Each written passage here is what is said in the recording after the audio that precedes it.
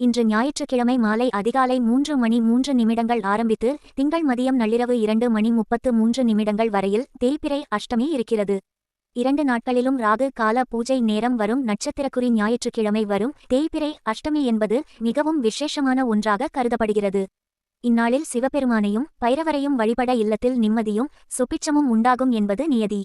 குடும்பத்தில் இருக்கும் பிரச்சனை தீர ஈசனை தரிசனம் செய்து அவருக்கு அபிஷேகம் செய்வதற்கு உரிய அபிஷேக பொருட்களை வாங்கிக் கொடுப்பதன் மூலம் சிறப்பான பலன்களை பெறலாம்.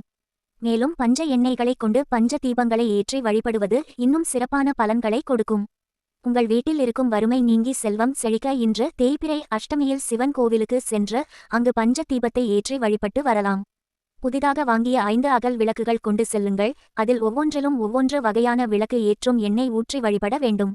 வேப்ப எண்ணெய், விளக்கெண்ணெய், இலுப்பை எண்ணெய், தேங்காய் எண்ணெய் மற்றும் சுத்தமான பசுனெய் இந்த 5 எண்ணெய்கள் சேர்ந்தது தான் பஞ்ச தீப எண்ணெய் என்று கூறுவார்கள். இதை தனித்தனியாக ஒவ்வொரு அகல் விளக்குகளில் ஊற்றி தீபமேற்றி நட்சத்திரக்குறி சிவ ஸ்தோத்திரங்களை வாசித்து விளக்கு ஏற்றி வழிபட்டு வர வேண்டும்.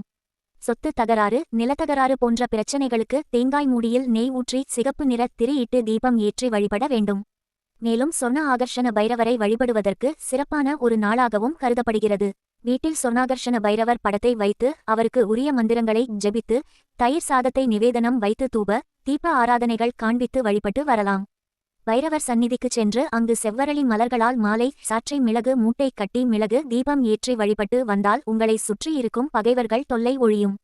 எம பயம் என்பது நீங்கும். எதையும் துணிச்சலுடன் முடிவெடுக்கக்கூடிய தைரியம் உண்டாகும்.